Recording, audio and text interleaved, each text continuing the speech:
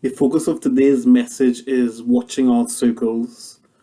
The text will come from Psalm 140, verses 1 and 2, and then Psalm 141, verse 1. And we'll jump into Psalm 140, verse 1, with our first subheading, which is running to where we should be rescued from. So we'll start with Psalm 140, verse 1. Rescue me, Lord, from evildoers. Protect me from the violent. Now, a lot of us are running to evildoers' doors while we should be praying to be rescued from them.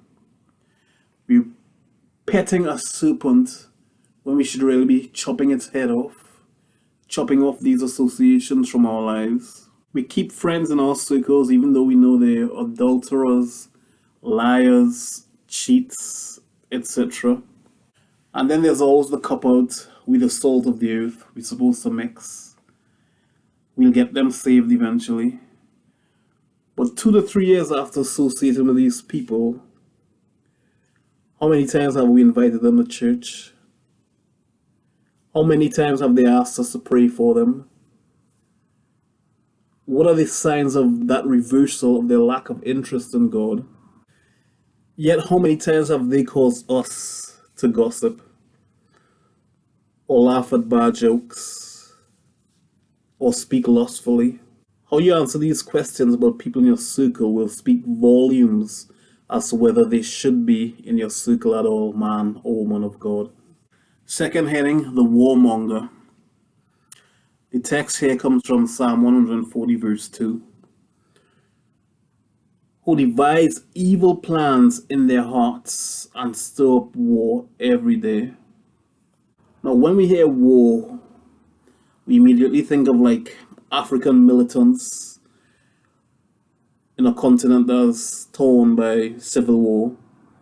We think of American gun-toting Republicans who hate everything that doesn't look like them. But right in our circles, there's gentlemen and ladies too who brag about and even sometimes lie about acts of violence that they did. With the ladies, it's the same, but often the conversation is what I told her or what I will tell her if she were to do XYZ. They stir up war with their tongues and devising evil plans. This is what gossip does. Gossip and slander are two close relatives who go hand in hand, and you never really find one without the other. Evil plans to tarnish someone's reputation or to spread or continue rumors about others. Final heading, traps. And the text here comes from Psalm 141, verse 1. It goes, keep me safe from the traps set by evildoers, from the snares they have laid for me. Now, evildoers will always set traps for us, and it has to be in our daily prayers that God protects us from these traps. Now, deception is implicit in the word trap. It's harm that is done to us unexpectedly. So we keep this harm far away from us.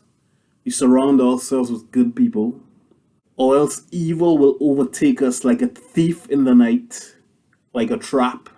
Some of these traps include changing our outlook on life so we become more cynical, we become more numb to obscenity, we become more violent just from mixing with the wrong company.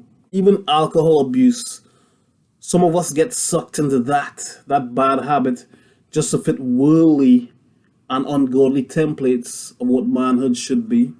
Ephesians chapter 5 verse 18 reads, do not get drunk on wine, which leads to debauchery. Instead, be filled with the Spirit. So that's what God is telling us, while the boys are telling us to have a few. Now, this sermon is 6 minutes long, but spend a lot of time thinking about your circle.